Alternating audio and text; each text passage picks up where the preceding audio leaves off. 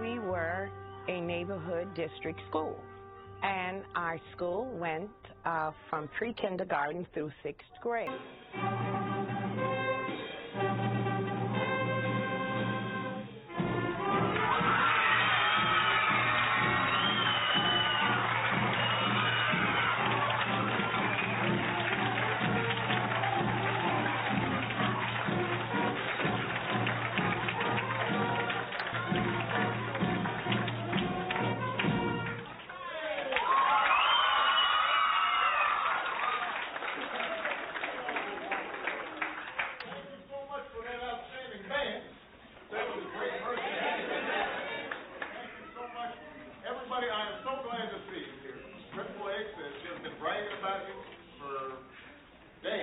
We'd all read about presidents, we'd see presidents, but then to have the president to select our school. I said to the kids, to be selected, oh, you must be very special, and they are. So the president came, and it was wonderful. He took time to talk to our kids. He just talked to everybody. All right, what's your name? Tyron Scott. Huh? Tyron Scott. Terrence Scott, what do you have to say?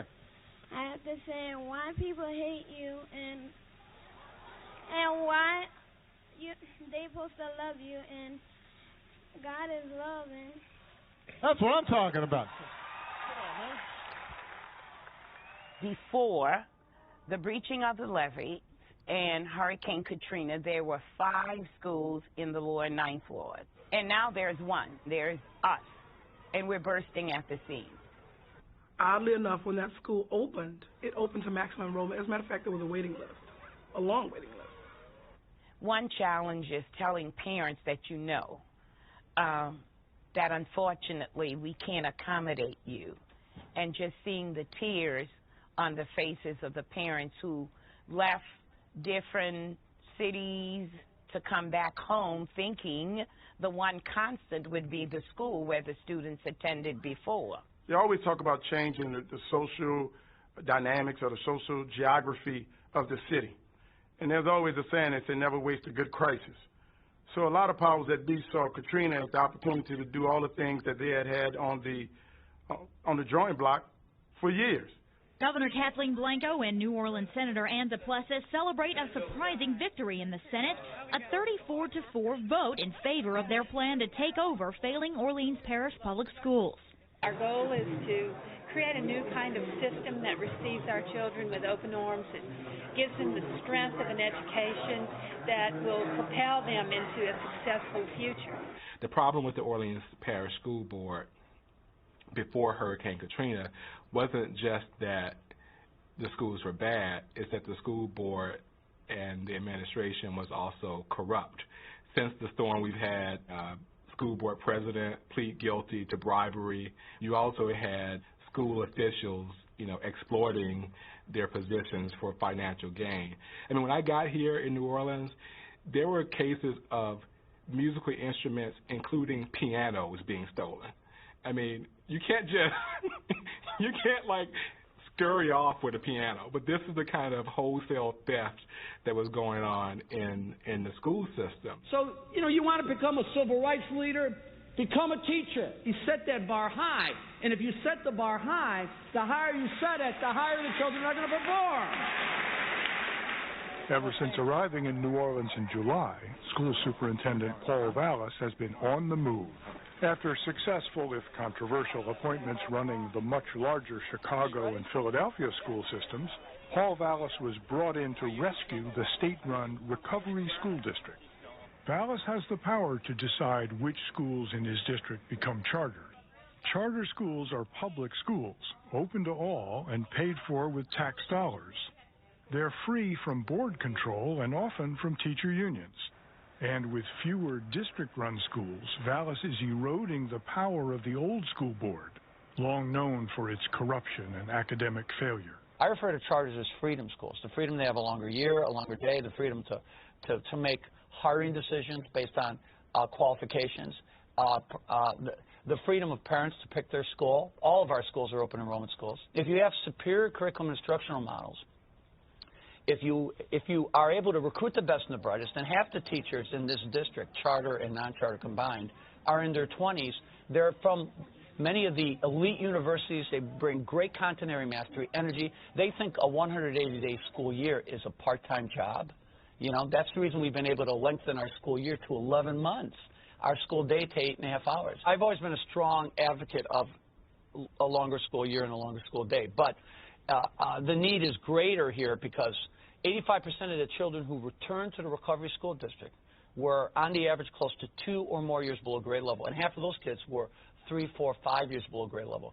No matter how great a teacher you are, you cannot close that gap without more instructional time on task. Putting them in a modern classroom, putting them in a small classroom, having individuals in this building who can talk to them, who can counsel them, that stability can go a long way towards helping children overcome the traumas of the natural disaster. The level of autonomy that exists with the charter school system is something that permits them to customize the approach, and it has truly transformed the way public education is delivered in the state of Louisiana, and it's getting a lot of notice from Arne Duncan, the secretary in Washington.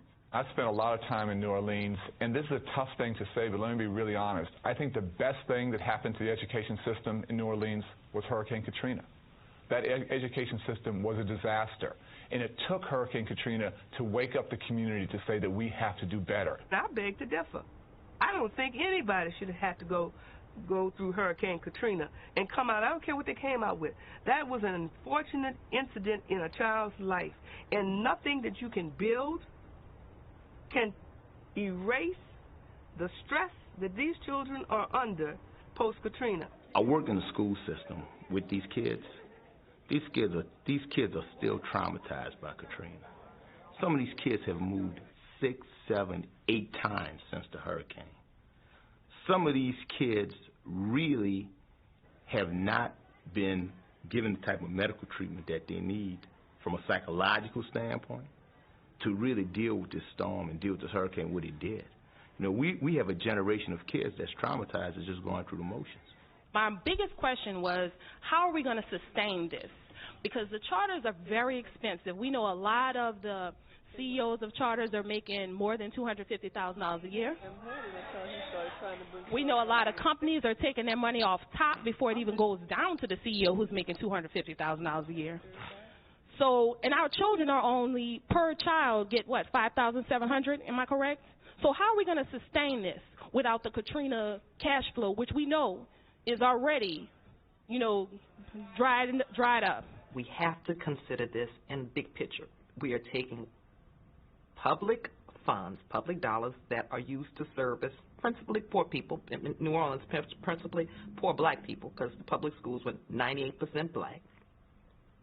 We're taking them out of the public sector, putting them in the hands of private, nonprofits, and for-profits.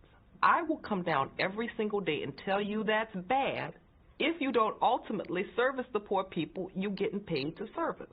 Even though charter schools say that they are involved with the community and they come from the community, there was no community because the community had been put out by the federal authorities.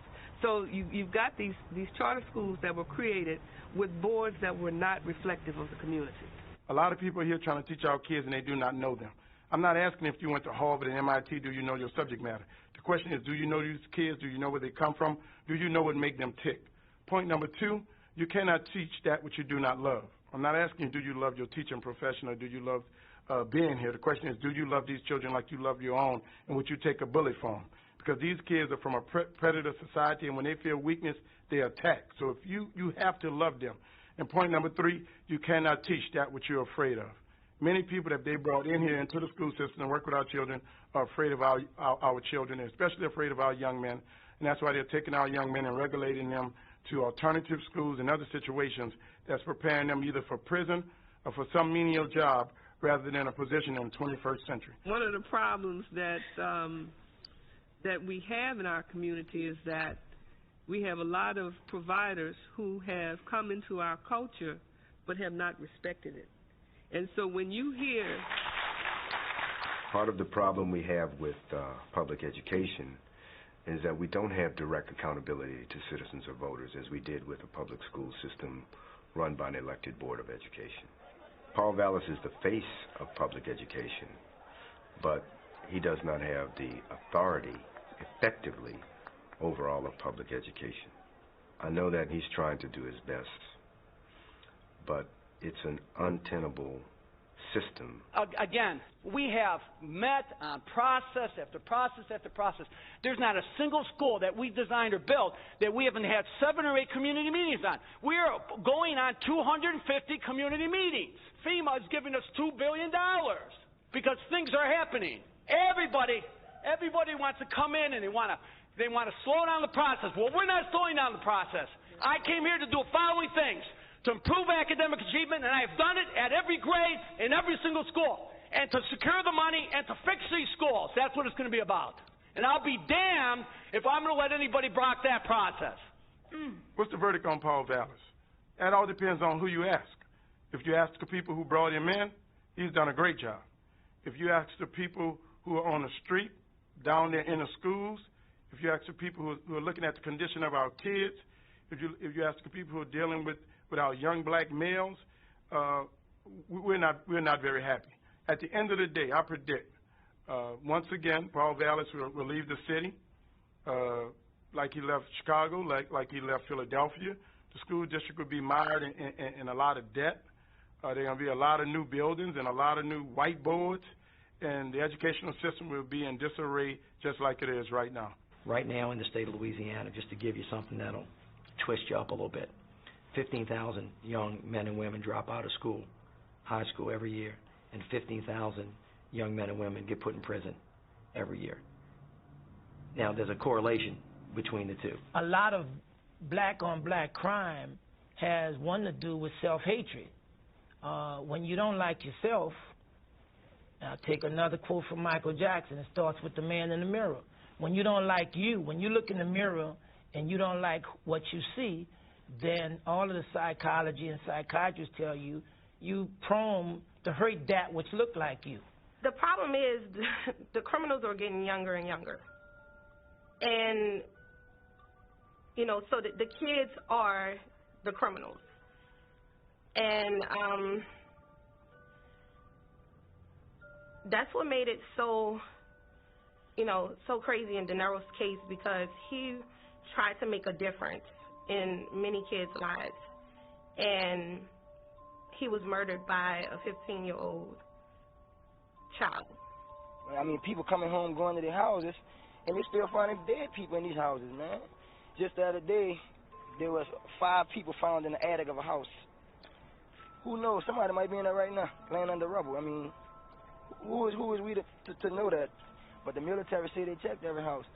This house here has iron bars on it, but they have numbers on the window as if it been checked. Dinero was one of the founding members of the Hadid Brass Band, and shortly before he was murdered, he founded the first ever marching band at one of the high schools, Rock Wayne High School. I can remember when he was murdered, the kids, they called him their king, their father, and their friend. And he accomplished so much in his 25 years, and when he died, his murder was a result to the rise in crime that was taking place in New Orleans post-Katrina. Investigators are looking for the gunman who killed teacher and Hot 8 brass band member Dinero Shavers. Investigators say they found him gunned down in the driver's seat of a car in Treme late this evening. He was rushed to the hospital. My brother had just dropped his stepson off at a friend's house.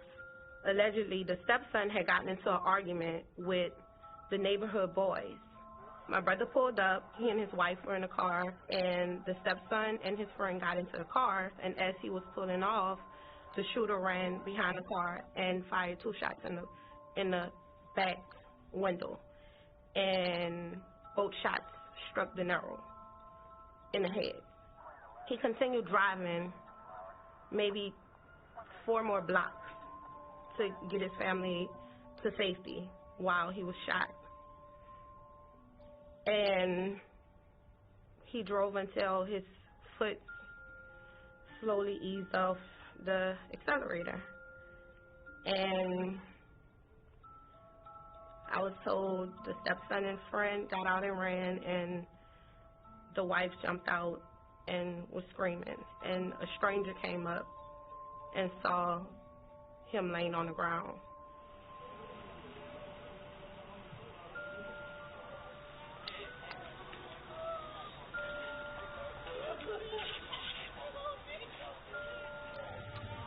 We all are brothers, but he was like one of like really my closest brothers.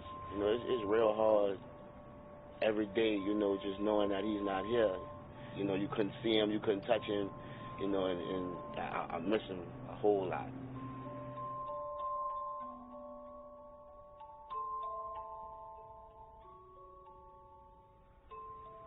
He was a kind person to me. He used to teach me everything. I learned most of my stuff from him. DJ, in the past, you wore your father's t-shirt. Yeah, I still wear it now. I wear it to school. I won't wear it to school today. It really brings back a lot of memories. I wear it because I want to keep my dad close to my heart.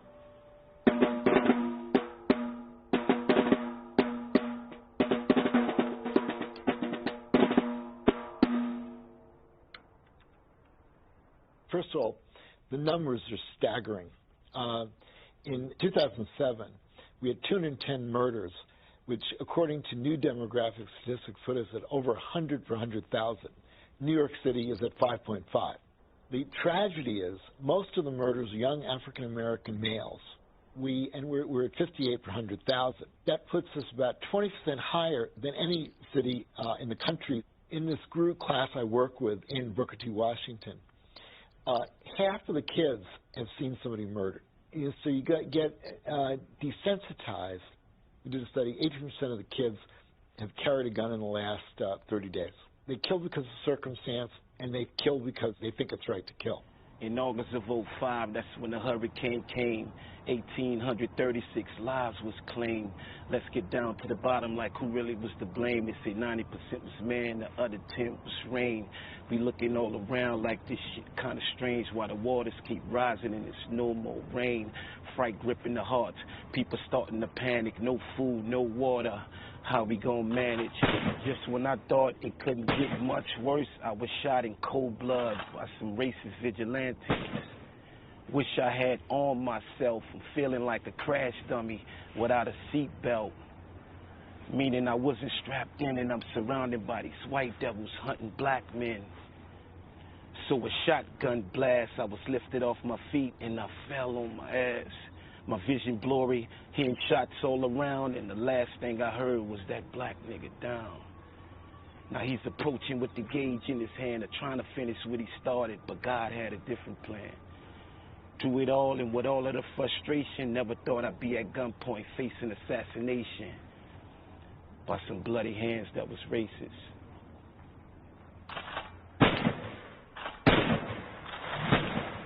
You know, I think about, I'm still kind of traumatized from that, to be honest with you, you know. Sometimes I still hear the gunshots. Nightmares? You know? Yeah, I mean, you know, in the beginning I did. But, you know, kind of, I mean, I don't think I can ever really get over it. The Department of Justice indicted a guy named Roland J. Bourgeois, Jr. on 5 civil rights violations, felony counts. This man was part of a group of people who conspired to keep African Americans off the streets of Algiers Point, which is a largely white neighborhood, for about 2 weeks. Roland is the guy who pulled the trigger of the shotgun on Donnell Harrington and his 2 companions. One of the agents who was on the case called me and said that, you know, we think we have enough evidence to indict him. And she called me back, and after it was done, she called me and she was, you know, she was pretty excited about it. And she told me that we're going to indict him today. The mom told me that he did the shooting, but she said her take on it is, look, my son isn't a racist. This is not a hate crime. The men involved were criminals. They were trying to break into cars.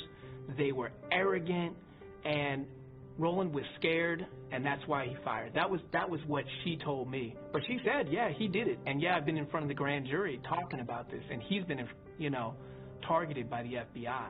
My life means something to a lot of people.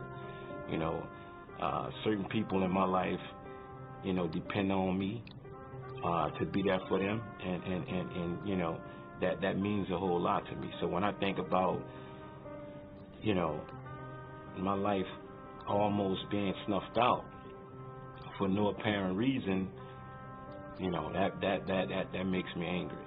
That angers me when I think about that. So, like I say, I really don't feel sorry for the guy, but the thing is, we all make decisions on a day-to-day basis. Some of them bad, some of them good.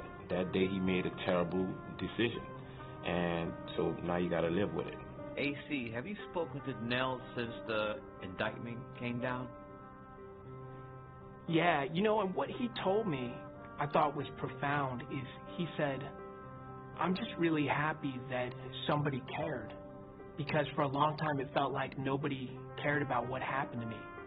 And the local cops didn't care about what happened to me, and I felt like my life didn't matter, that someone could just come up and shoot me in the throat, put 7 buckshot pellets in my throat, very nearly kill me, and they would get away with it. When I came back to the city to stay, I got caught up in a situation where I was shot again.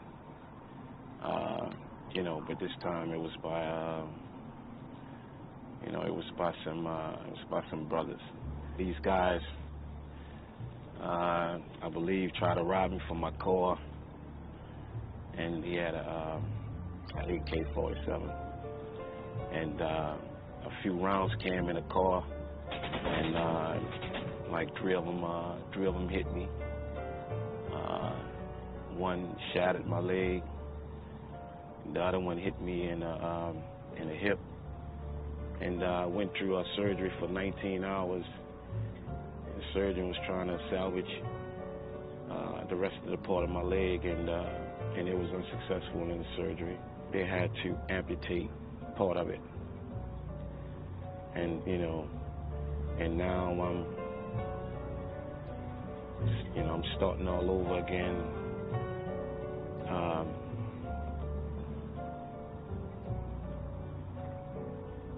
The thing that's real interesting with Donnell is that there's a lot of different levels of irony with his story. The 2 acts of violence against him, black and white, have been really hard for him to deal with. And he is not the kind of guy that's going out looking for trouble. But that's New Orleans. Like, people who don't live here or people who don't spend much time here don't understand it. It is a very, very, very tough place. And it's one of the places where you come and you meet young African-American men and they say, I love New Orleans, I need to leave. Everyone around me is getting shot. Everyone around me is dying. We won. We beat Gary, Compton, Camden. We won. Detroit. We are the murder capital of the United States. New Orleans is the murder capital of the United States. We have a culture of violence that the city has embraced. We have a culture of hustle that the city has always embraced. We've always said it's the Big Easy. If you can't make it in the Big Easy, you can't make it anywhere. And now, literally, many of our young men, they're taking that to heart. When you juxtapose that with rap culture and gangster rap, and they're believing the hype from Baby and Lil Wayne that they got to get rich or die trying, and they're dying on the streets. If you only successfully prosecute 4 murders out of 210 killings, it's 50-to-1 odds that you get away with killing whoever you're going to kill. And to fix that, the most direct path is probably fixing our criminal justice system. The FBI is now investigating 2 more civil rights cases over police actions in the days after Hurricane Katrina. So this brings the total number of open federal cases involving possible police misconduct to 7. Thursday, the FBI confirmed it is looking into the shooting death of Danny Brumfield and the non-fatal shooting of Keenan McCann. This all happened in the days after Hurricane Katrina. So the other 5 FBI investigations about the NOPD include the Danziger shootings, the death of Henry Glover, whose body was found in a burned-out car in Algiers, the New Year's Day 2009 shooting death of Adolph Grimes, the death of Connecticut native Matthew McDonald, who was shot by officers in the days after Katrina, and the death of Raymond Robert, whose family says he was beaten to death by police back in 2005. I've been a civil rights lawyer here in New Orleans for over 30 years. Unfortunately, having to focus a great deal of my time and energy on the New Orleans Police Department. This department has had a long, long history. Unfortunately, again, a well-earned reputation for brutality, for corruption. I represented Kim Marie Groves' family. Kim Marie Groves was an African-American mother of 3 in the lower 9th Ward who in 1994 reported a police officer, Lynn Davis, for beating up a kid in the neighborhood. It turned out that Lynn Davis was under investigation for running a cocaine ring inside the police department. When he learned that Kim Marie Groves had filed a complaint with him, against him with Internal Affairs, he had her killed, had her murdered. And that connection between crime and a corrupt and brutal police department is profound. There is no way that you can fight crime if you have a police department that is corrupt or brutal, because no one will talk to the police, no one will cooperate with the police. People are more afraid of the police than they are the criminals, and often you couldn't tell the difference. We had experienced that. That wasn't made up stuff. That wasn't paranoia. That was real. You complain about the police, you die. And that's kind of where we were before Katrina hit. I mean, Katrina just sort of exposed the problems that were already there. These police officers were ill-prepared. No radio communications, little supplies. I mean, no real plan. They were like little roving groups out trying to police. It was a total breakdown by leadership in the department. Whether it was Eddie Compass, it appears that Eddie had a lot of problems coming out of this. Mistakes I made, obviously. Everybody made mistakes, but I guess because I was the chief of police, mine were glaring when they happened, but they weren't mistakes that I wanted to do to hurt anybody. It was mistakes of the heart, just trying to do the right thing. You had a huge number of officers who deserted. You had a number of officers who were engaged in misconduct, everywhere from looting to not performing their duties all the way up to shootings and killings. Tonight, an I-Team investigation about the chaos in the days after Katrina. Okay, that there is a skull right here. Video never seen before shows human bones in a burned car. This video, obtained by the I-Team, is now in the hands of the FBI as part of its investigation into the New Orleans Police Department involving a death in the days following Hurricane Katrina.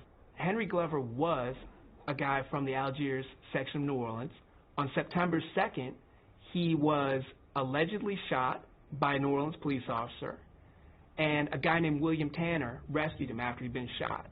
And Tanner took him, ironically, to a place where more New Orleans police officers were camped out, because Tanner thought that that was the best way to get him medical help because it was too far to go to the hospital. Me, his brother, and his brother-in-law rushed to Haven School. When we got to the area of the school, his brother yelling out, "I need medical attention, my brother got shot." I had 5 laser sighting guns pointed to my window. The cops asked me to get out of the car, but not in that tone of voice. The police did not help Henry Glover. They let him bleed to death in the back of the car, and they physically assaulted Tanner and the other men who were with him. They kicked me 2 times in the side of my stomach where my ribs at, hit me with M16 rifle on the side of my face. The same cop that hit me with the rifle had took off in the car with 2 flares in his pocket, and I told his brother I wouldn't see that car no more. It was dumped on Mississippi River Levee behind the 4th District Police Station, and there, somebody, we don't know who, set fire to the car. I had told Homeland Security guy about the story, and he verified I was telling the truth. And November the 3rd, he told me where my car was at, on Richmond Street behind the 4th District Police Station porch. And I found body fragments of the man in the back seat of this car right here. This is my white Malibu. As you see the cans right on the side of it, what they used to ignite the car with. And then somebody stole a skull. And what? Somebody stole a skull. Who knows who stole it, but it was stolen. And the bullet wound in his head was 9mm with an olive point tip, explosive tip. And the only people got 9mm is NOPD, got 9mm Glocks, and they took the skull. Why they took the skull? Because the bullet could be matched with the gun. I just want justice for him, you know. Because I don't think nobody deserves to die like that, you know. I want justice for him. The feds indict 5 New Orleans police officers, charging them with killing a man after Hurricane Katrina, then covering up the crime. U.S. Attorney Jim Letton says this man, David Warren, shot and killed Glover in Algiers. Letton then says these 2 officers, Dwayne Sherman and Greg McCrae, took the car Glover was in and burned it with him inside, all in an effort to cover up the crime. And finally, prosecutors say these 2 officers, Robert Italiano and Travis McCabe, falsified reports in an attempt to throw off the FBI. Many say it's the biggest blow to the police department yet. The charges are so harsh, one of the men indicted, if convicted, could be executed for his crimes. If you go look at the history of the New Orleans Police Department, you're going to find other instances of this. All I can say to you is that there is an element inside the New Orleans Police Department that is still fairly active. In my opinion, it's racist. And in my opinion, now that I'm starting to see what happened right after Katrina and these cover-ups, is something that shouldn't have happened but did. As we gather here today, we are reminded of those who lost their lives here September the 4th, 2005. So we're here today to offer prayer and to call for an end to police misconduct. We still don't want to forget this young man picture who I hold, a mentally challenged young man was killed here.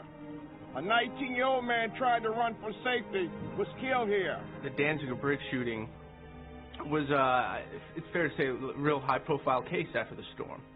You know, and it was made even, garnered even more publicity when Eddie Jordan, then district attorney, charged 7 officers with murder. The Sunday after Katrina, that would have been September 4th, 2005, there was about 6 pedestrians on the Danziger Bridge, which spans the Industrial Canal in the eastern part of the city. Allegedly, the New Orleans Police Department got a report of officers being down somewhere in the vicinity of the bridge. I say apparently because there were no officers who had been shot. There was nobody there. But a group of about 7 officers commandeered a budget rental truck.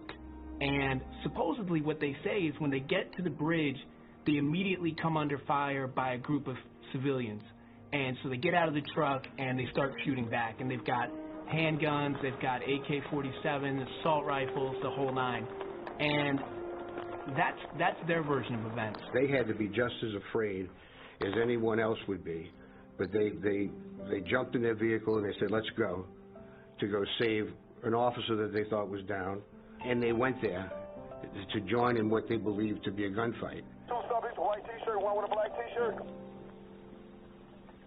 All right, they're almost at the foot of the bridge. One of the victims was a 40-year-old man, Ronald Madison, who, according to his family, was mentally retarded and had the mind of like a 6 or 7-year-old, like a first grader. This is the location where my brother Ronald Madison was killed. He was shot on the bridge in the back twice, and then when my brother got him to the foot of the bridge, he was shot 7 times, 5 more times. My brother Ronald and Lance stayed over during the storm, and they sought refuge in my office, was at the foot of the Danziger Bridge. All they were doing is crossing the bridge. I mean, they didn't have any weapons. They weren't shooting at anybody. As it was reported in the news, there were no weapons found at the scene. And the police version of the story was that Ronald had a gun and was shooting at the police. It's like you read their account, it's like he's like this desperado. They charged Lance with 8 counts of attempted murder, and I think he was in custody for 6 weeks before he was finally released from those charges.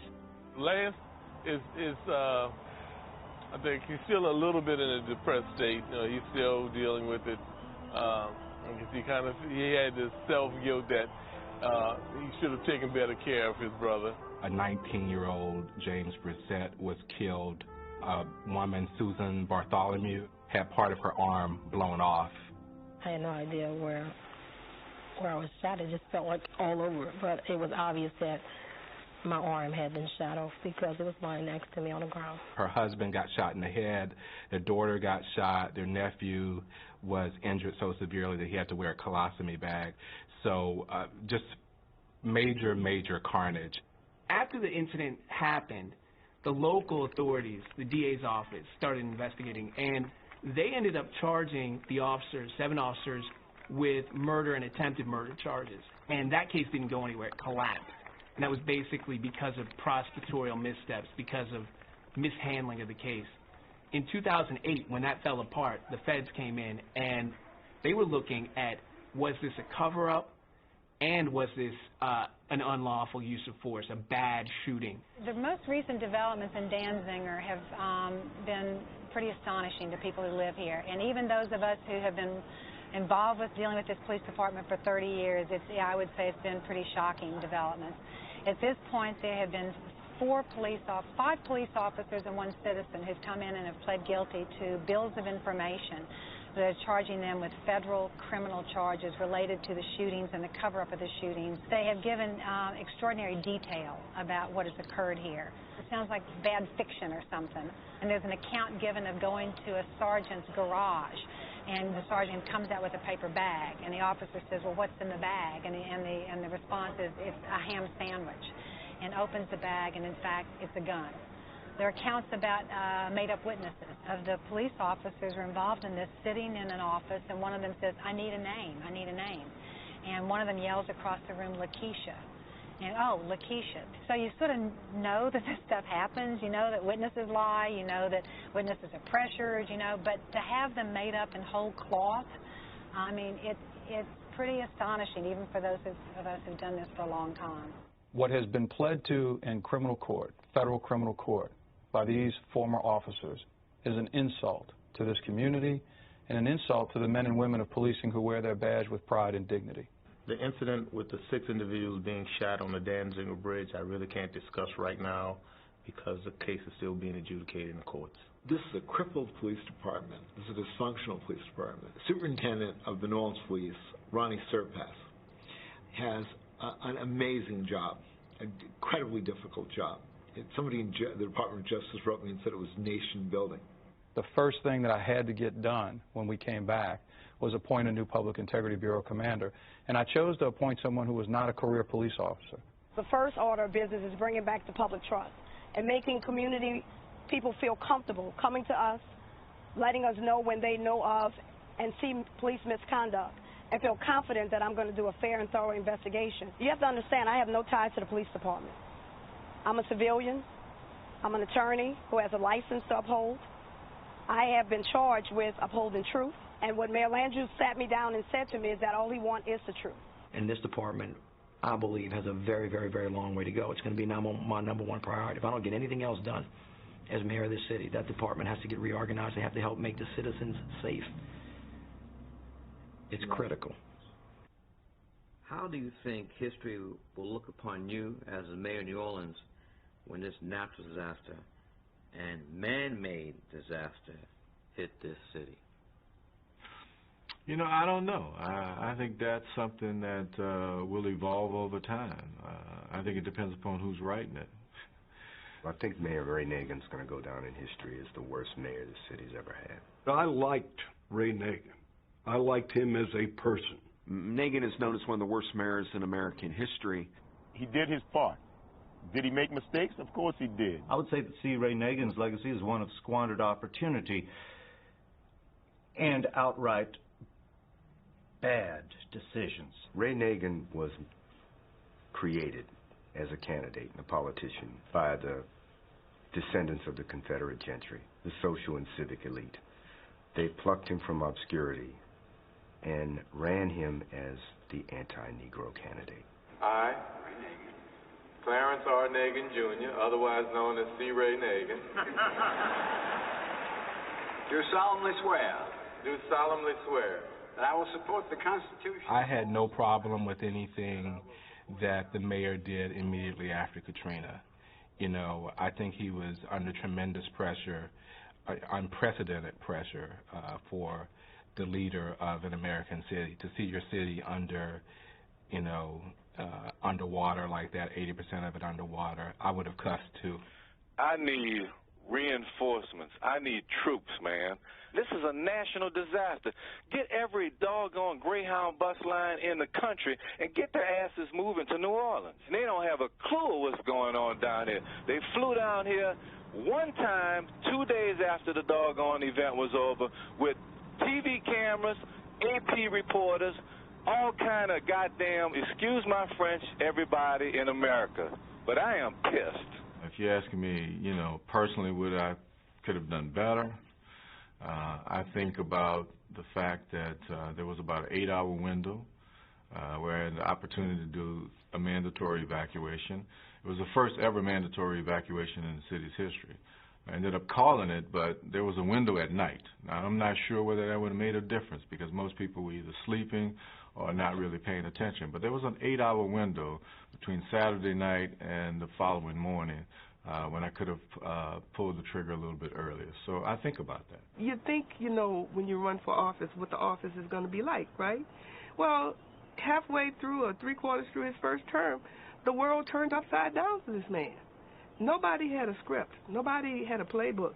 There was nobody that he could call and say, man, what happens when your city gets flooded and the whole town is evacuated? How do you start again? Nobody had the answer. And that man stayed the course. The problem I had is that he ran for mayor after that.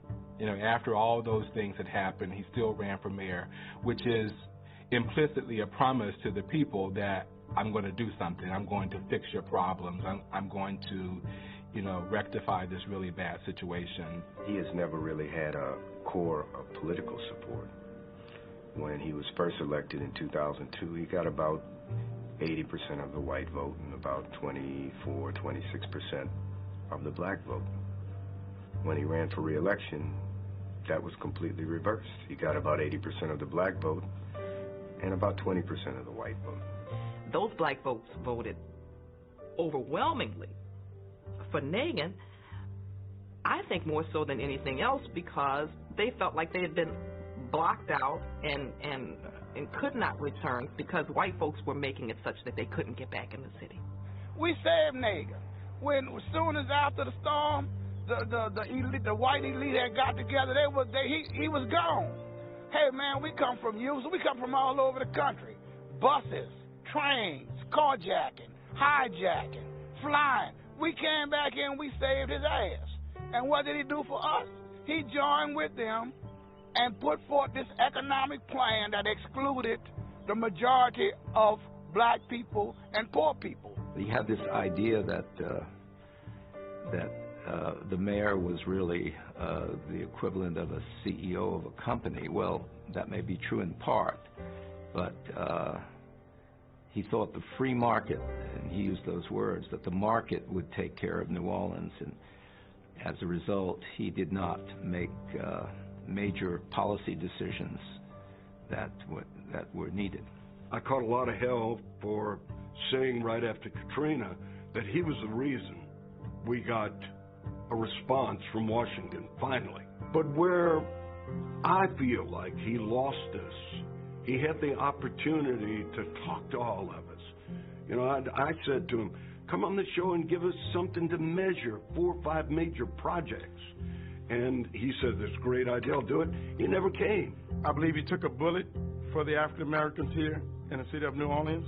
He took a bullet for the history of this city and what it meant to the African American community. I'm not into writing a big tell-all thing. I don't think that serves any real purpose. I'll get back into and I'll tell the truth if I decide to do it, but I think this is an incredible story. It's an incredible story of a rebirth of a city that has struggled for many, many years prior to Katrina, continues to struggle, but is positioned well. So if I can write it in a way where people get inspired by what we've been able to overcome, then we'll see what happens. But, I got some options. And Mayor-elect of the city of New Orleans, Mitchell J. Landrieu, escorted by Cheryl Landrieu and the Landrieu family, Grace, Emily, Matthew, Benjamin, and William Landrieu. Mitch Landrieu, as a lieutenant governor and as a state legislator, he's done very well. We'll have to see how he does as the mayor. Discharge and perform Discharge and perform all the duties incumbent upon me all the duties incumbent upon me as mayor of the city of New Orleans as mayor of the city of New Orleans to the best of my ability and understanding. to the best of my ability and understanding. So help me God. So help me God. You may kiss the First Lady.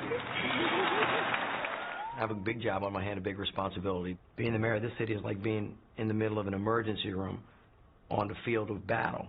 That's what we are here. And everybody that comes into our administration has to have that same mindset. This is not child's play. Mitch Landrieu is the first white mayor since his father, that's correct. Mitch Landrieu's father, Moon Landrieu, had a fairly good reputation for having integrated city government. And Mitch is following suit, and many people in the African American community have historic appreciation for the Landrieu's family, showing courage most of their careers. But to think that that's going to be enough to make this city cohere again, it's unrealistic. You know, I said during the campaign, one team, one fight, one voice, one city. And I think that I'm excited about the possibilities of the people finally saying, listen, we got to get something done. We're ready to come together across racial lines, across geography, across class, and start moving forward. As we begin a new day, we are ever mindful of the new challenges that loom off of our shores. The sheets of oil coursing through the waters of the Gulf that threaten our coast, our waterways, and our lakes. The spill threatens the wildlife and the wetlands and the fisheries that feed our nation. In fact, it threatens the economy and the very way of life of a people on a mend. On that day, we're going to make an overnight fishing trip, and we headed out about 3 o'clock, leaving Cypress Cove, and got to Deepwater Horizon about 7:30. My friend Wes said, you know, look at this rig's dumping all this water out the center of it. He knew what was going on. He said, you know, we got to get out of here, man. And when he said go, you could tell he meant it. And at that point, the whole rig exploded.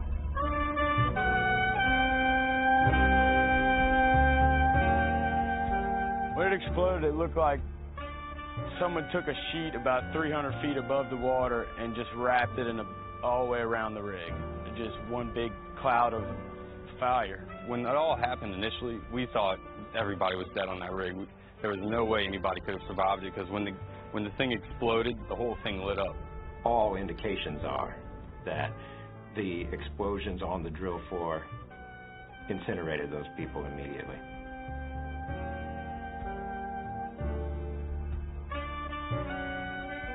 BP, in 2005, they had a blow-up in Texas City and were sued. 14 men lost their lives. In 2006, in Alaska, up in the northern slope, they were taking oil out, spilling it all over the tundra, which is an incredibly environmentally sensitive area. The blow-up of the Deepwater Horizon in 2010 was their third major industrial accident in the United States over a 5-year period. It is pure negligence by BP. This rig had all the signs of going bad. They had millions of dollars worth of pipe down that well that they had lost. And they were 6 weeks behind schedule. And what's it say about, you know, how they view human life? America is a capitalist society. You can be a good capitalist or you can be a bad capitalist, but capital means you are in it for a profit. Again, all of it is about money. It is what it is. It's greed. It's all about power. You know, they say the love of money is the root of all evil. It's about money first, consequences later. That's what's fascinating to me. Over and over and over again, it's the same story. For the first week, I mean, the federal government didn't realize, you know, there was a leak until about a week into it or so. I mean, once the thing had collapsed, you know, the first couple of days it was a missing person story, and it was a kind of an obscure oil fire offshore. But about a week into it, that's when it, you know, clearly became something big. BP was not exactly forthcoming, as we've learned, about how much oil was actually spilling out, and it took a little while to really understand how big this was. They didn't call it the BP oil spill. They call it the Gulf oil spill. They estimated that 5,000 gallons was coming out, and it took them another week to 2 weeks to release the video. And as an engineer, when I saw the video, my little boy knew that was more than 5,000 gallons coming out of that faucet. If I had to explain what has occurred in the Gulf, I explained like I explained it to my 5-year-old and my 7-year-old. They wanted to say, they were like, Daddy, you're an engineer, what's going on in the Gulf? I took them into the kitchen, and I turned on the faucet. I turned it on as high as it can go, and I said, sons, you all can use anything you want to stop this water from flowing. You can use your mama food, you can use your underwear, chairs, fork, spoon, I don't care what you find. You can use that. You can use it to try to stop this water from flowing. And I said, and if you stop this water from flowing, call BP because we rich. I think the environmental impacts of this disaster is likely to have been very, very modest. The best number we have is between 35 and 60,000 barrels every single day. But the only reason I think we should all caveat that is we should realize that that's like trying to figure out the number of grains of sand on the moon looking through a picture. When the first crews went out to take pictures, the Coast Guard turned them around and said BP has the canal closed. How could BP have the Coast Guard canal closed? How can the FAA sit in BP's office in Houma and tell our local airport they can't fly? We've tried to fly over. Our pilot called the FAA. Then he spent about half the day on the phone with the Coast Guard. And then eventually, late Saturday night, he got a phone call. But it wasn't from the Coast Guard. It wasn't from the FAA. It was somebody with BP saying that we couldn't get into the temporary flight restriction. Thad Allen and Robert Dudley or Tony Hayward, they're one. The Coast Guard is the same as BP. There's one. This is their policy. They're working in unison. But they completely shut me down. They went as far as stopping boats trying to deliver me seafood from 14 hours away and telling them if they came into our waters, which they claim are contaminated with oil right now, that they couldn't go back out and couldn't go back out fishing. When they went to Capitol Hill, they started pointing and blaming other companies and all. Every day, BP said things false to the American people. They knew how to drill that deep, but they didn't know how to plug that deep. What became clear is a lot of these, we're figuring out a new protocol to plug the gusher, was phony. These were Hail Mary attempts, a series of them, with names like Top Kill and Junk Shot. And where do they come up with the names for these things? It's like they're watching a bad porno or something. The Junk Shot, the Cut and Cap, the Top Kill, Top Hat. Nobody had any plans for what happens if the technology didn't work. They didn't have any plans at all. They had their fallback position was to go grab a bucket and a mop, and that's what we're seeing people scrambling around doing now. That's just unconscionable. I mean, what's a gangster? A gangster is someone who just comes in and they do what they want to do. They take what they want to take. You got to take it how they give it to you. You know, no butter, no grease. Here it is, raw. BP has come in and just gave it to us raw. The scary thing about what we're witnessing in this country is that we are going to be forced to confront, just like Katrina forced us to confront things that we didn't want to see.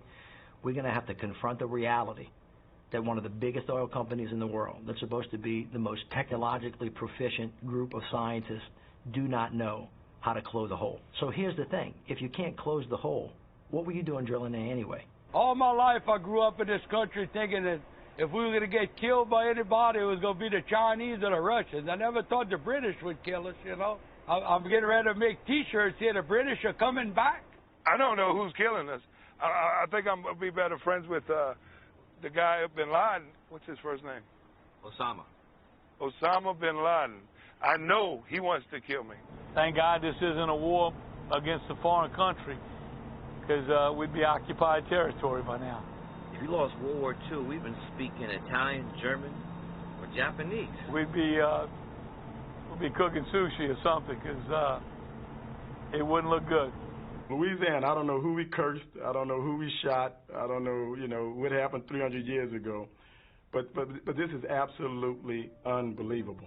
The first spill in the U.S., the first big spill in modern times, was off the coast of Santa Barbara in 1969, and it basically started the whole modern environmental movement. That's what jumped it off. And then the second big one was the Exxon Valdez that everybody remembers in 1989, that kind of gave another dose of power to the environmental movement. And the government responded also. We created a Minerals Management Service, MMS, whose job it was going to be was to keep a regulatory grasp on big oil. But lo and behold, by the time George W. Bush, 43, became president, along with Vice President Dick Cheney, you had a whole group of people of the oil industry that said, let's have a Wild West in the Gulf of Mexico. Let's deregulate it. All those environmental laws and all, that's all a bunch of 60s malarkey. That's a bunch of tree hugger measures. Let's just find ways to skirt those. So a corruption started taking place within MMS. They were getting cocaine, sex parties, Super Bowl tickets. MMS has been involved in a lot of scandals recently involving gifts and sex. There's no checks and balances.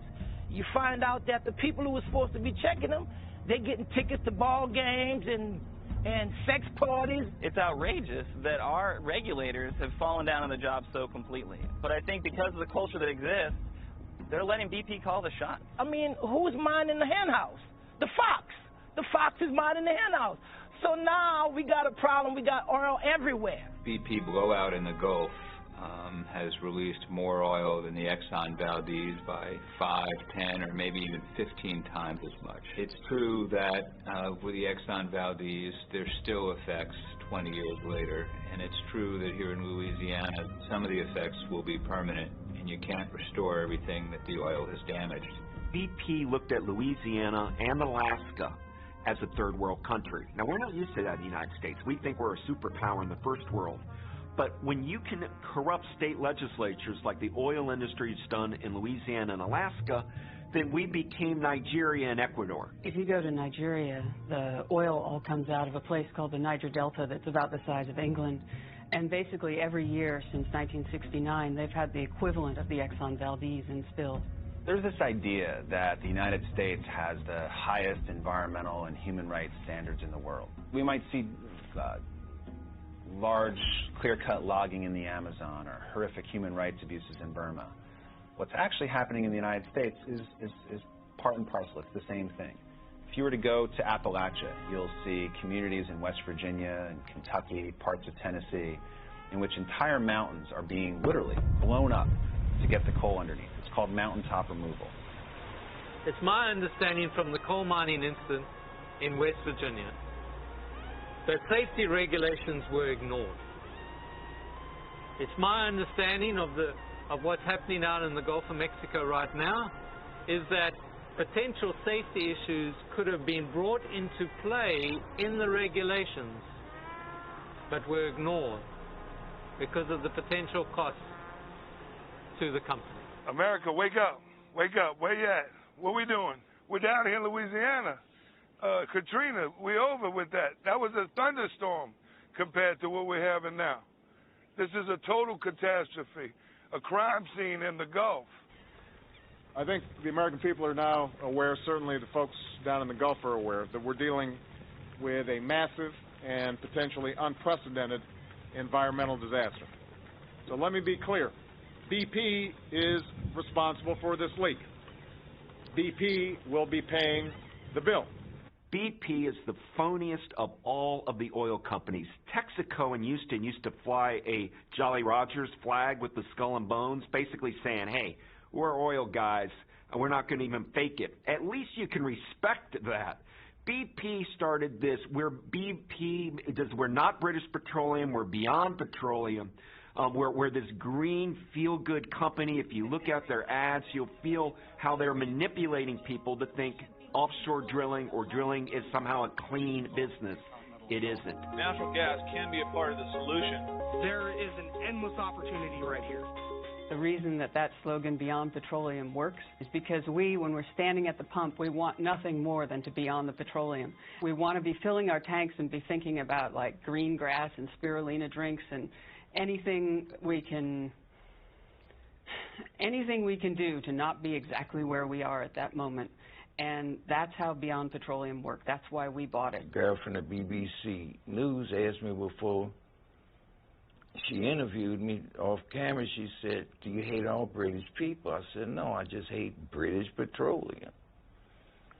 And I do hate them. I despise people like this.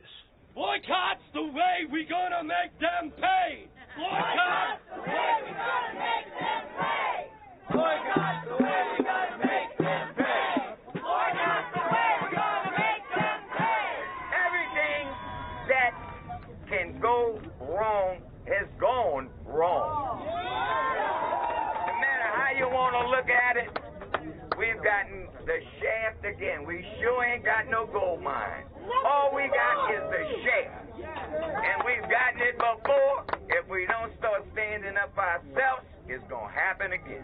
Uncle Sam said, fix your blowout preventer to the specifications of the Minerals Management Service, and BP said no. Uncle Sam said, share your video data so that the Department of Interior can understand what's going on down there, and BP said no. BP doesn't answer you. But Mary Landrieu and Bobby Jindal and David Fender and Joseph Gao and Barack Obama do answer you. Let me first start by saying Louisiana did not land on BP. BP landed on Louisiana. I imagine it'll turn into a lot of the same stories that we heard with the levees. It'll be about negligence and criminal behavior, just keeping in mind the greatest profit margin and not the safety of the people. And listen, I was never for the death penalty before, but I'm willing to look at it again. This is a showdown going on right now between what's acceptable behavior for a huge corporation and what is not in a community. The thing with the EPA, you're right to focus on that because a lot of people haven't. I'm completely mystified by it. They sent a letter, I think it was on a Friday. We reported about it on a Friday. Maybe they actually sent it Thursday. Everyone said it's a tough letter. It's a tough letter. They're demanding that they cut the use of Corexit, this dispersant, which is actually not allowed to be used in England. And the EPA has a list of 18 dispersants, and they said there's 12 others that are actually less toxic and more effective. BP apparently doesn't see it that way and just says, no, we're not going to do this. BP has to do what EPA directs them to do. They are under a directive to find another alternative dispersant. They came back and said there is nothing less toxic. We have concerns with everyone on the list. And my moment then was, you know what? You're absolutely right. Then use as little of it as possible every single day. The only thing a dispersant does is breaks the oil down. That doesn't mean the oil goes away.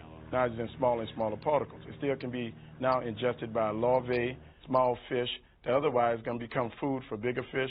So we may be dealing with toxins for a very long time. Corexit is banned in the UK for use in shallow water and on rocky shores. It's specifically authorized by everybody, the state of Louisiana, EPA, the industry, of course, for use in deep sea, all around this country. There's a couple places where it's not authorized, but that's mainly in shallow water. What's really interesting is that the Minerals Management Service actually did a study of the most effective dispersants on Gulf oil in relationship to their toxicity. So they kind of mapped the two things, and what they found was that Corexit was actually not very effective on Gulf oil. It was only about 50% effective, and there were a lot of other dispersants that were more effective. More importantly, there were a lot of safer, less toxic dispersants that were more effective. Why not test before it happens is one of the many whys that are going to haunt all of us as policymakers. We should have done this testing before. We should have said, hey, if you want to use this material in the deep sea, do testing not just on number 2 fuel oil, but on Louisiana crude. Do testing on Gulf of Mexico water. Do tests on Gulf of Mexico species. And that's going to take resources and money, and you know who should pay for it? In my opinion, it should be the oil companies. This person scares me to death. Nobody really knows the long-term effect. They've never been used in this kind of volume. And when we told the reason they were using them was to keep the oil broken up in tiny parts so it would all end up on the bottom of the ocean, the Gulf, and it would be eaten up out there. We know that's not true. We were hit overnight at Pasalutra, now at Barataria Bay, Bay Jimmy. This all keeps coming ashore. So it is not working. So why are we still doing it? I do believe, and we've seen it by the underestimates about how much is leaking. We've seen it by the denial that there is any oil under the surface until people went out there and filmed it. So it's obvious that part of the reason of spraying this is so you don't see it, out of sight, out of mind. if it's below the surface, we can lie about how bad it is all day long and maybe convince half the people we're right. Every time there's a disaster in Louisiana, the federal government thinks they can fix it by spraying us with dispersants. Right after Katrina, they thought that they could solve our public education crisis by spraying charter school dispersants, get rid of the failing schools, undereducated children. They sprayed us with affordable housing dispersants, thinking that that could get rid of our concentrated poverty and dilapidated housing. We were sprayed with private care dispersants, and supposedly that was going to get rid of our indigent health care problem. And then now, we got this crisis in the Gulf, and they're spraying us with chemical dispersants, thinking that's going to get rid of the oil. So my point is, stop spraying us with these dispersants. There is no magic elixir to the man-made problems we have here in Louisiana. Don't spurse me, bro. This oil that's coming out could have a tremendous impact for years to come. It took the fishermen 18 months after Katrina before they were allowed to fish in the normal fishing areas and shrimping areas because there was a small amount of oil that had gotten into the Gulf after Katrina. Can you imagine now with the millions of gallons that have been poured into the Gulf? The people here are just devastated. It's done. We're over. We're done. I mean, we're done. We're never going to be able to catch shrimp to sell for years. But right now, because we are not really part of the United States, we're kind of like a rich Haiti. Come for a while, do the photo ops, wait until the next news cycle, and then move on down the road. What have we lost? Some shrimp and oysters? We can handle that. No one who wants this thing over more than I do. And I'd like my life back. And I'd like my life back. And I'd like my life back. Tony Hayward, what did he say? He wants his life back. That guy deserves a beatdown for that. I mean, it's just a Mississippi beatdown. Yeah, I mean, it's terrible. What he doesn't understand is how that is just an absolute slap in the face of everybody who lives here. People who've been hurt by the spill, people who haven't even been hurt by the spill. He's the last guy who should be getting his life back. What I say with him, they'd have to get me off of him. They'd have to pull me off of it. Come on, I jump on him like stink on shit. That's what I do. I jump on him like stink on shit, bro. Come on. Tony Hayward, for one, ought to be a man and come down there and apologize for what he done and fix it. My wife goes to bed crying every night, and his wife's happy over there in England. You know, hey, that's not the way it should be. He came over here and he messed my backyard up. He got a backyard by his house too. He just got to remember that. He don't clean up my yard, I'll allow him to mess up his. We don't need some British CEO strutting out on Grand Island telling people where they can walk and what they can do and who can come in and who can't. Not in this country, I don't think so. Now, we can't confuse the fact that clearly the federal government has said they're going to pay. Let's not confuse who's going to pay with who's in charge. You know what I'm saying? We're in charge. We need a guy like General Honore on the ground, someone that can feel and touch this, have their pulse on the ground, and know what's working and not working, and adjust accordingly in a timely manner. That is not happening. There's too many lines between when it gets to Admiral Allen or whoever to make a decision. And the sense of urgency is not going up and down the chain of command quick enough. Thad Allen is great on the water with the Coast Guard. General Honore is the best they got with communications and on the land. And no bullshit guy, no nonsense. He should have been here. If I had anything to do with it, he'd have been the guy that would have been here. So you get the call. Are you ready? I'm ready. I'll do what I can. I'll do what I can to help. There are good people out there trying. The thing about it, they got to try harder, and they got to keep people informed about what they're doing. The oil spill has been devastating to the Vietnamese American fishermen, economically and mentally. The economic devastation is quite obvious, with people not being able to fish. They are facing the possibility of losing their homes, of losing their boats. Hãng BP hay là bất cứ từ nguồn lợi nào từ ở đâu tới để giúp chúng tôi rất là cảm ơn. Tại bây giờ chúng tôi cũng không biết trông vào cái gì để cho chúng tôi sống. Có thể là tôm cá cua sò, cái nghề của chúng tôi sẽ bị đóng cửa nay mai. Có thể 5-10 năm, có thể lâu dài hơn nữa chúng tôi không biết được. Làm á, cái thứ nhất á, là hãng dầu, BP yêu cầu cho anh em chúng tôi đi linh dầu thôi. Đi lấy linh dầu thôi, nó không phải là làm cá. Ok, cái này là linh dầu thôi, không đâu có kêu gì đâu. Toàn là kêu ở người đâu không mà, còn anh em người đi làm biển thật sự á thì không kêu. 2 days ago, the CEO of BP America, Mr. McKay, was in a hearing in the Energy and Commerce Subcommittee. And before I questioned him, there was a member from Florida who asked him to resign. In the Asian culture, we do things differently. During the samurai days, we just give you a knife and ask you to commit harakiri. BP America CEO, Mr. McKay, harakiri.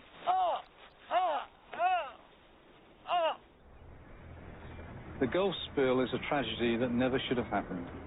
I'm Tony Hayward. BP has taken full responsibility for cleaning up the spill in the Gulf. We've helped organize the largest environmental response in this country's history. More than 2 million feet of boom, 30 planes and over 1,300 boats are working to protect the shoreline. Where oil reaches the shore, thousands of people are ready to clean it up. We will honor all legitimate claims, and our clean-up efforts will not come at any cost to taxpayers.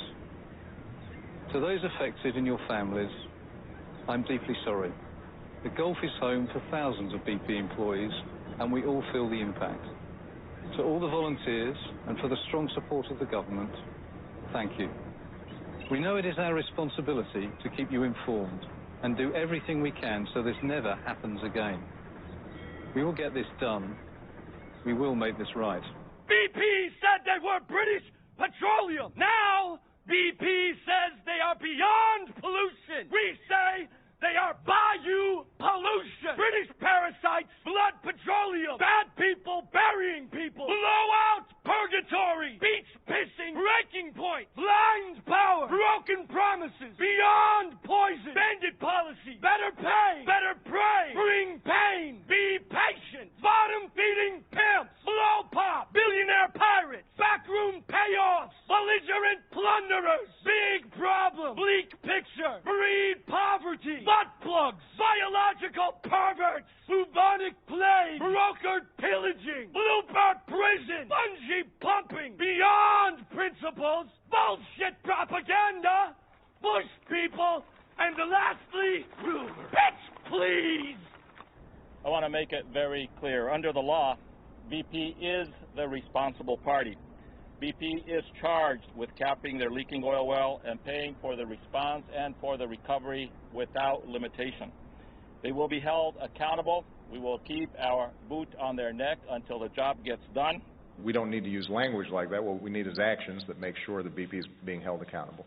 Critics are now talking about your style, which is the first time I've heard that in a long time. And they're saying, here's a guy who likes to be known as cool and calm and collected. And this isn't the time for cool, calm, and collected. Right? That this is not the time to meet with experts and advisors.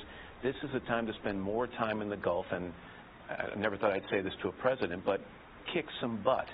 I was down there a month ago, before most of these talking heads were even paying attention to the Gulf. A month ago, I was meeting with fishermen down there, standing in the rain, talking about what a potential crisis this could be. And I don't sit around just talking to experts because this is a college seminar. We talk to these folks because they potentially had the best answers, so I know who's asked to kick. There started becoming a hesitation by the president to not take it to BP. There was a kind of a middle road, and part of it was this, what Maureen Dow calls a kind of Dr. Spock-like, kind of cool, collected control. I'm not going to get angry. But once in a while, you need the president to get angry at a company or at a villain. BP is not the equal of the United States government. And this president needs to tell BP, I'm your daddy. I'm in charge. You're going to do what we say. You're a multinational company that is greedy, and you may be guilty of criminal activity. Hey, I said if Franklin Roosevelt would have been president, he'd jumped out of his wheelchair and run down there. I mean, it was a great... It could have been a way for him to say, look, I'm on the side of people. He needs his Theodore Roosevelt moment. TR broke up Wall Street. He broke up big oil, big timber, and said, we got to work for what's best for the American people. I voted for Obama, and we need a change down there. And I watched his speech when he first come to Louisiana, saying he wasn't going to interrupt our cash flow. But when I lose $12 million worth of sales and nobody brings me a penny, my cash flow is interrupted. So he's either a liar or he don't understand the meaning of cash flow. I mean, what's President Obama supposed to do?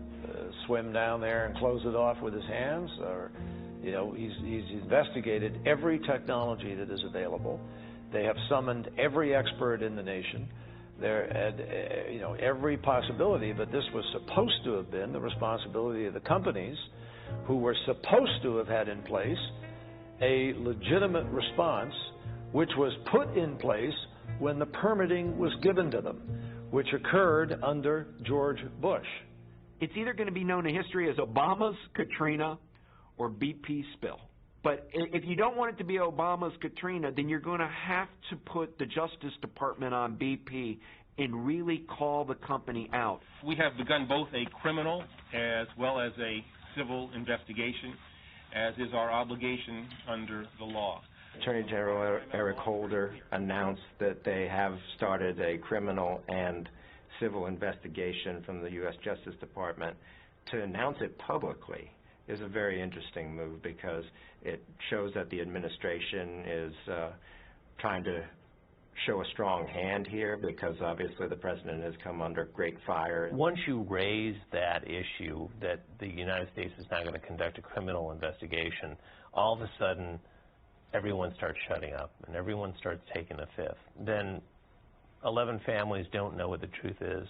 Then 115 people who survived don't know what the truth is. And then we as the United States don't know how to fix this. No, I don't think it was a particularly good strategy. I think it was a politically expedient strategy. BP will come in and probably admit to liability because they have been designated as a responsible party by the government, by the Coast Guard. So they'll come in now and will just kind of pay off all of the claims as much as they possibly can. Within reason. There'll probably be some skirmishes initially, and then the war will begin between BP, Transocean, and those other guys. Ironically, the 11 guys who lost their life, very little is being said. All they're talking about is the money. How much money is allocated? How much money been spent? How they giving the money out? What about these 11 dudes, their families? Nobody, you see what I'm saying? Capitalism. Already I've issued a 6-month moratorium on deepwater drilling. I know this creates difficulty for the people who work on these rigs, but for the sake of their safety and for the sake of the entire region, we need to know the facts before we allow deepwater drilling to continue. The nail in the coffin, as far as Louisiana is concerned, is when the Obama administration, and I don't know who he's listening to, but the people that are telling him and advising him, put a moratorium on all drilling activities.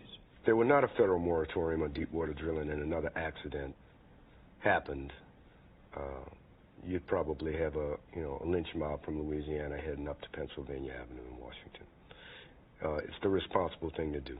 These people up there that are giving him the information are the same damn people that were supposed to be watching BP. You can't put a watchdog watching a pound of meat and I think that he ain't gonna get it. Because he gonna get it, brother. Some of those people should go to jail for life. I mean, what they did is blatantly murder. I'm pleased to announce that BP has agreed to set aside $20 billion to pay claims for damages resulting from this spill. You know, the president said he needs to kick some butt. Unfortunately, he probably needs to keep kicking, because the sense of urgency just isn't out here. We told them early on, you got all that'll be in these bays. Now's the time, early morning, to get out with 2 boats with some of the hard boom, pull in a circle, suck the oil up. I've never seen any boats out here other than our fishing boats like they are here, our fishermen early in the morning. Imagine if we had a flotel out here with 100 people that when we left the dock this morning, they could have left out here to start cleaning up. They would have saved an hour and a half, 2 hours. And I just don't, I don't know what it's going to take to get that kind of action out of BP and the Coast Guard. And every day it's going further in. If we don't get this stuff up, we're losing this battle. I mean, when you can't get boats in the water, picking up this oil, laying out this boom before 9 o'clock in the morning, that's ineffectiveness, that's lack of leadership, that's lack of sense of urgency, good old not giving a shit.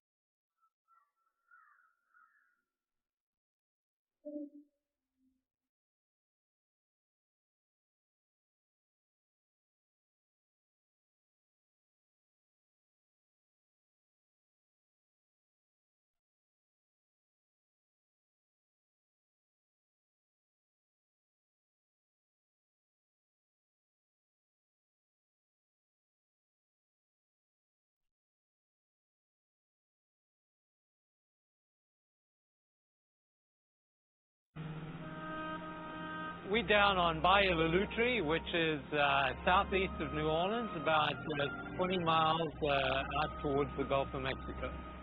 Behind me, you can see the remains of a very, very healthy swamp forest, which was very typical of this area prior to man's intervention in the natural processes that govern the wetlands here in coastal Louisiana.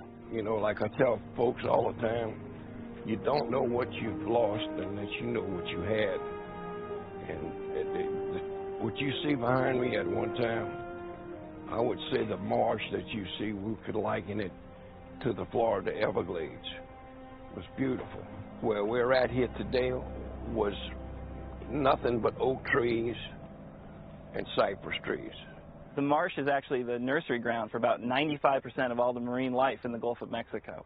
So we know that if the marsh is being killed in dozens or hundreds or, heaven help us, thousands of acres, we're going to see a significantly less productive marsh.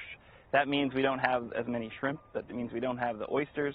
It means we don't have the blue crab. That means we don't have the commercial species that really drive our coastal communities. I made a projection early on, if this all keeps flowing, and it has, we could see more land loss from this oil spill than Katrina, Rita, Gustav, and I combined, and much more. Because as you can see, the grass is dead for about 10 feet back here. As that oil keeps pushing further and further inland, that's where shoreline will be next year. If we had acted quickly, a lot of this could have been prevented. And I'm afraid we're going to continue to say that. For somebody to tell me that marsh is going to come back, it's completely coated.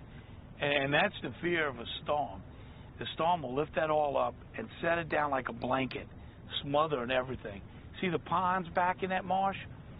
There's fish and wildlife living in those ponds. And as the oil works its way back to there, they're trapped. They have no way out, so they will die. This is some of the oil that our guys picked up with the shop vac. You can see they did a good job. Not much water, all thick black oil right off the surface.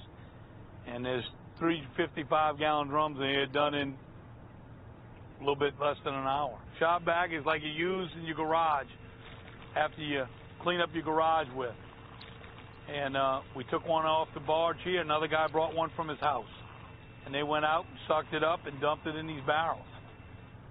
Can you imagine that coating all this marshland? Every insect, every bird, every fish, every turtle, every frog coated with this. This is brought and laid into the marsh with a storm this year. South Louisiana will never recover. This is the biggest environmental disaster in American history. Who wants to be part of a generation that fouled all of the waters of the Gulf of Mexico and killed our great wetlands? And so when is the stand-up? When is America going to fight for America's wetlands instead of just saying, oh, those people in Louisiana down there, they don't know what they're doing? I'm a Cajun from down the bayou. Mashai used to talk like that. I grew up in the swamp before I knew it was a wetland. And in 1970, a scientist said to me, what do you think about the wetlands loss? And when I looked at it, it was 60 square miles a year. Today, it's a football field every 30 minutes. The next football field of marshland gone is the loss of spawning grounds for shrimp, for fish. It's the loss of habitat. I don't think the country recognizes is this delta is home not only to 40% of the seafood industry in the country and a large section of the oil and gas industry, but it's also home to over 2 million people that live in South Louisiana. And if you took the whole Gulf Coast, the southern part, it's about 10 million people. So now I'm going to say something that people in America are not going to like.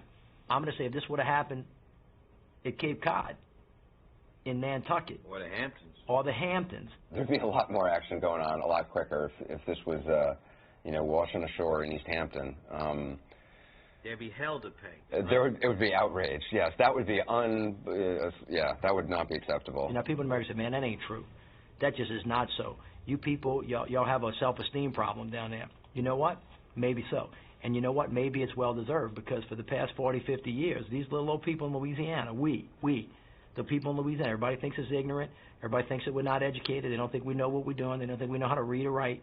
All right, we've been the ones that have been providing all of the oil and gas so this nation can have its national security and its energy independence. $5 billion a year leave the Gulf Coast just on severances and royalties alone to come to the federal treasury. Millions of dollars of tax dollars are spent that make its way to the federal treasury. Yet the people in Plaquemine or St. Bernard or the counties in Mississippi or Alabama are left with, plastic shovels and fish nets to try to pick up the oil. There's something wrong with that picture. So I hope the first thing this president will do is make his words that he said, Gulf Coast Restoration Plan, a reality. The wetlands here in Louisiana are primarily owned by private interests, oil companies. It would be easier for the federal government to justify financing the restoration of our wetlands if they were public land. Right now, taxpayers, you and me, we're subsidizing the richest industry in the history of the world to the tune of at least $10 billion every year. From a realistic, pragmatic standpoint, how do we break our addiction to oil? I pray that this wakes America up to our addiction to oil, because we've had every single president since Richard Nixon talk to Americans about our need to be energy independent. We have passed 10 energy bills since Nixon was president. And here we are in the last 4 years, we passed 2 energy bills. In 2005 and 2007, we passed energy bills. And guess what? We have not reduced America's dependence on foreign oil by 1%, let alone by 40 or 50. We're going to get off it when we as consumers finally say, going to buy gas makes me sick, I think. It's the same thing that we did with dolphin-safe tuna. At some point people say, I can't do this anymore. And I think that that's got to happen with oil. But we've got to start connecting the dots, connecting ourselves and buying the gas at the pump all the way to all those people at the other end of the pipeline. And some of those people are in the Gulf. We've had the worst catastrophe to ever hit any state or city in the United States. Now we have the worst oil spill in the history of the world. Right before hurricane season, where they're predicting far more hurricanes than last year because of El Nino. I used to laugh at voodoo. I used to laugh. Anybody brings dolls with pins around me, I break out in a sweat now. It's already been said that this may be one of the worst hurricane seasons ever, worse than 2005 when we saw so many storms that they actually ran out of alphabets to name them and started going into Greek alphabets. So just imagine if another hurricane the size of Rita, the size of Ike, or the size of Hurricane Katrina get into the Gulf, what it's going to do. Well, that would be, as we say, the coup de grace. I mean, that would be the worst, to have a major hurricane now happen while this torrent of oil is still flowing in the Gulf, or even if the well is capped within the next few weeks, there's still going to be a tremendous amount of oil in the sea. It may be next week, it may be 3 weeks, it may be 6 weeks, but there's going to be a storm coming through there. It's going to suck all that oil up, and it's just going to dump it wherever it lands. Whoever's in that area, they better leave, even if it's a tropical storm, because if that oil gets aerosolized, you breathe it in, it can make you very, very sick, cause the chemical pneumonitis. and that can kill you. Hurricane carries with it all kind of risks on the Gulf Coast, but one of the things that has been an ongoing issue even after Katrina and Rita was what contamination was there before and what did the hurricane bring in. People are worried about what will be in the air. I actually don't believe that that's our biggest threat from a hurricane BP, if you will, the marriage of hurricane and BP. I think our biggest threat is that oil, which right now is still in salt water, starts to enter into the freshwater system where it could affect our water supply. The water we drink comes from the Mississippi, comes from freshwater inlets along the Gulf Coast. If we have a significant amount of oil that makes it now into the freshwater system, past the marshes, past the beaches, now we've got a water contamination problem that we're going to have to worry about. You know, I was told, quit telling people this could end up in the French Quarter, you're scaring them. Well, they need to be scared. This could very easily, a storm could carry this in and blanket Plaquemines, New Orleans, and instead of having just to rebuild, everything would be contaminated. I can't even imagine that. That's a worst case scenario, but it is possible. The way folks are down here, it's not reality TV, baby. It's just real. It's realer than the motherfucker.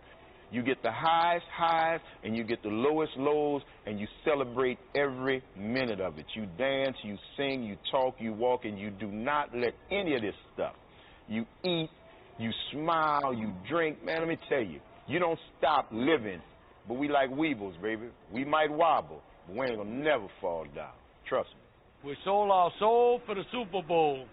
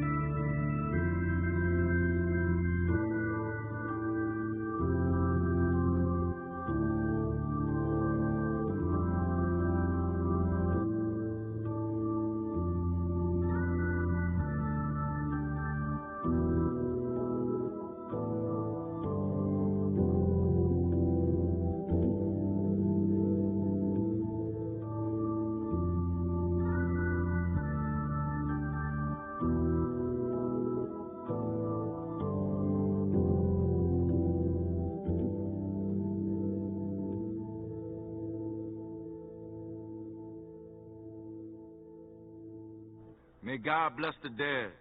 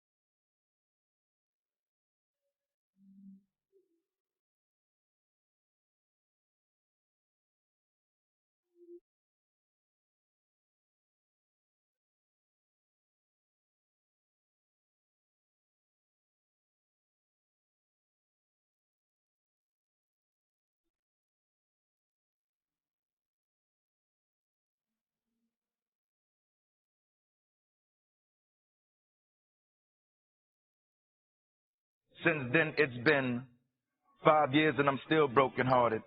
I'm a spoken word artist, spitting words for the unheard voices. Life is about choices. So I chose to leave the comforts of California to come back home where I belong. It didn't take long to feel lost and alone. Still having nightmares about what happened in the Superdome, but I weathered the storm and inspired a poem.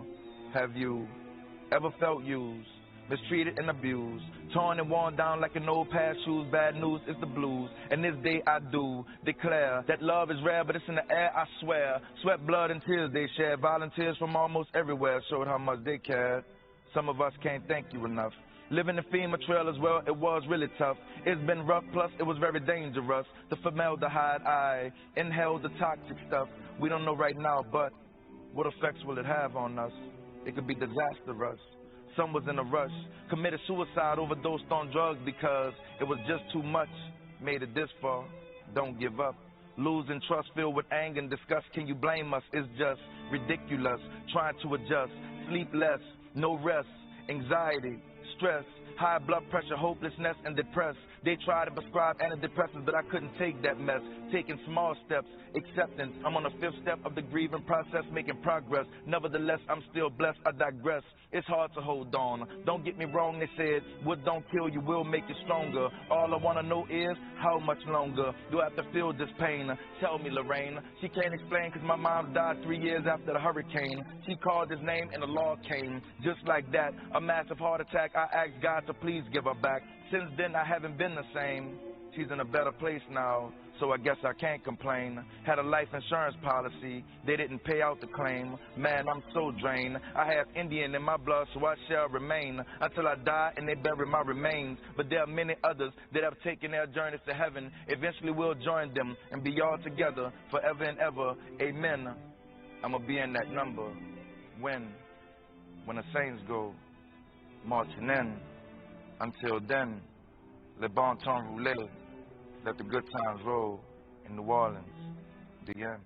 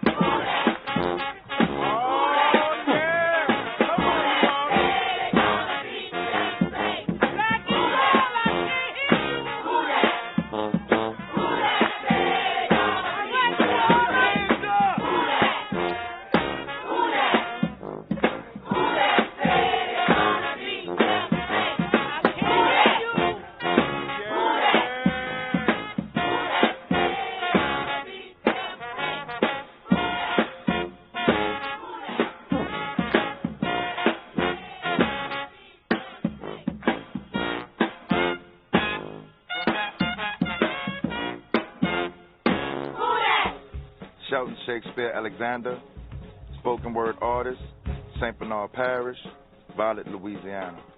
Albert Andry. I was fishing the Deepwater Horizon the night of the explosion, and I'm from Mandeville, Louisiana.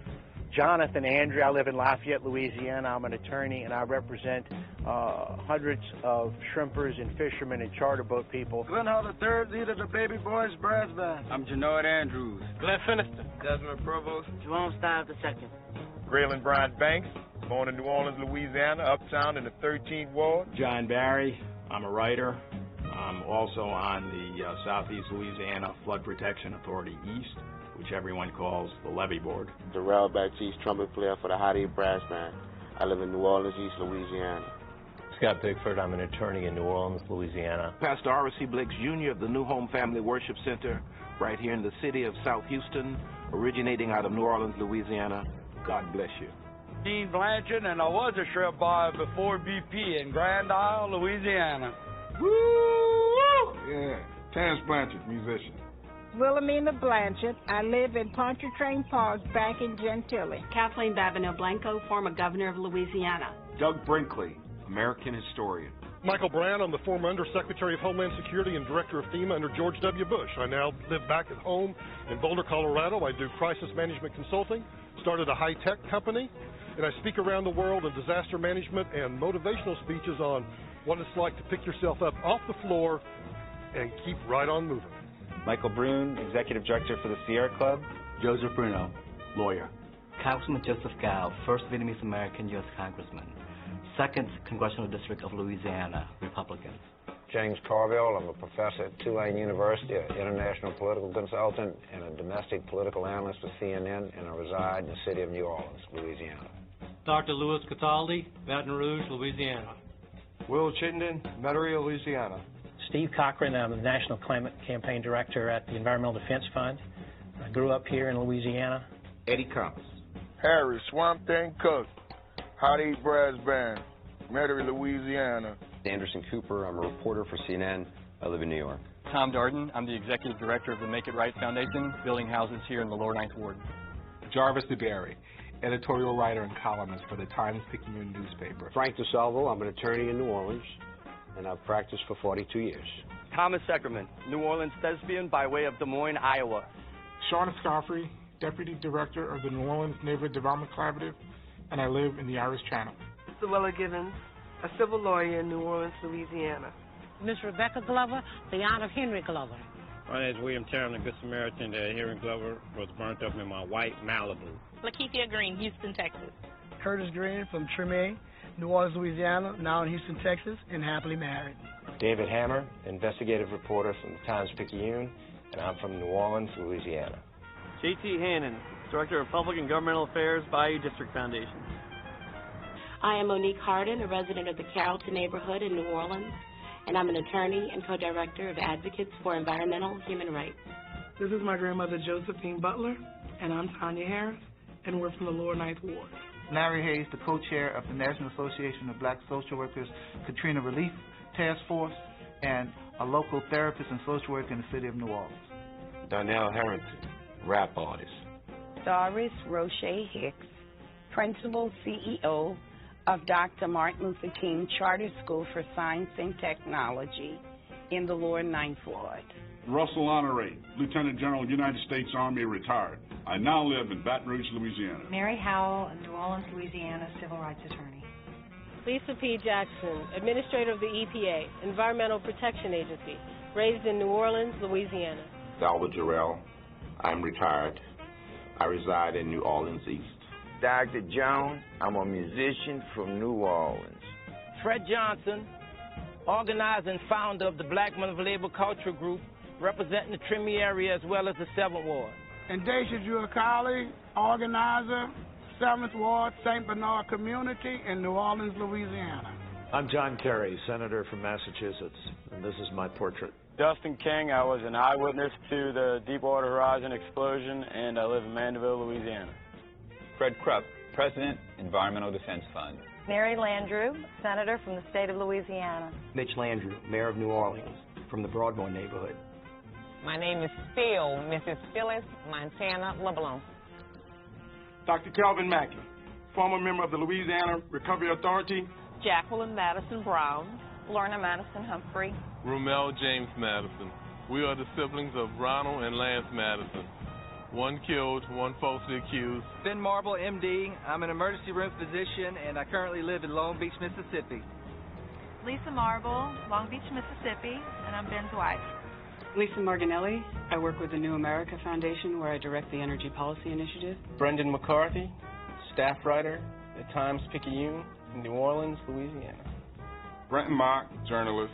Dr. James Moises, emergency medicine physician in New Orleans, Louisiana. Clovina Rita McCoy. And I'm Catherine Montana Gordon, living in Humble, Texas, 5 years later, still displaced from Hurricane Katrina and the breach in the levees. Pastor Gary Moore, Second Baptist Church, Houston, Texas. God bless you. Jacques Morial, I'm co-director of the Louisiana Justice Institute. Riley Morris, I'm an attorney at the Mississippi Center for Justice, and I live in Gulfport, Mississippi. Mayor C. Ray Nagin, City of New Orleans, State of Louisiana. Jean Nathan, I'm president of the Creative Alliance of New Orleans and a resident of Tremay. Billy Nungasser, I'm president of Plaquemines Parish, Louisiana, and I live in Point Celeste, Louisiana. I'm Anise Parker, mayor of the great city of Houston, Texas. Sean Payton, head coach of your New Orleans Saints, Super Bowl 44 world champions. Sean Penn, Port-au-Prince, Haiti. Benny Peak, tuba player and leader of the Hot 8 Brass Band, 9th Ward, New Orleans, Louisiana. Karen Carter Peterson, Louisiana State Senator. Kathy Phipps, St. Charles Parish, Louisiana.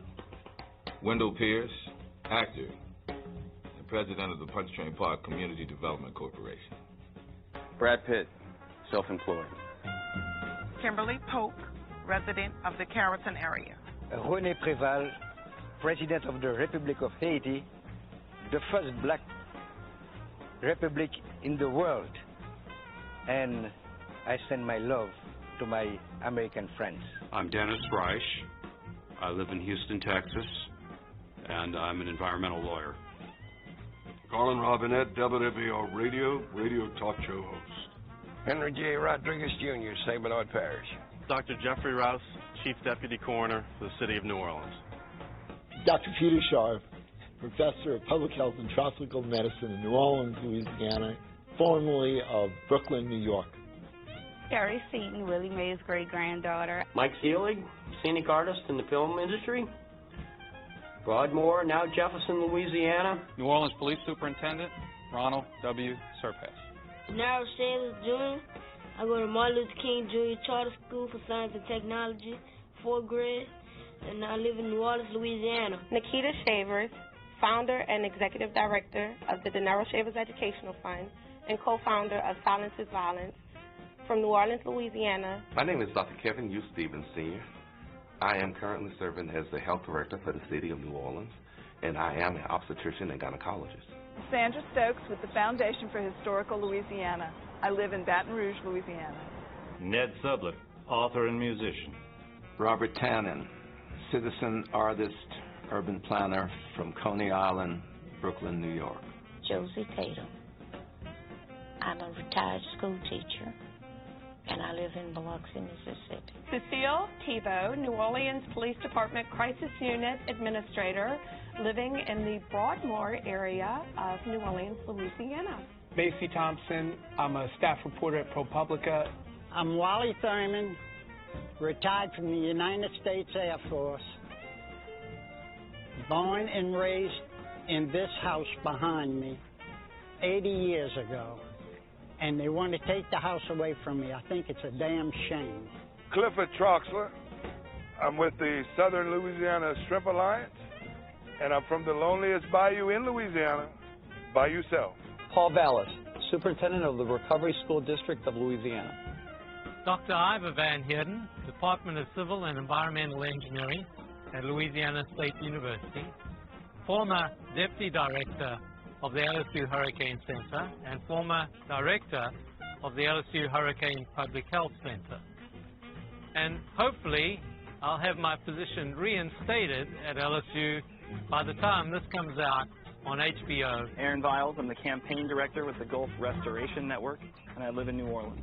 Tracy Washington, a civil rights and human rights attorney, and I am co-director of Louisiana Justice Institute. My name is Erlinda Pierce Westbrook, the first civilian commander of the Public Integrity Bureau for the New Orleans Police Department. Victor Zilmer, Lieutenant Colonel, United States Army Corps of Engineers. I'm the resident manager of the Inner Harbor Storage Barrier Project. Spike Lee, filmmaker, and Brooke is in the house.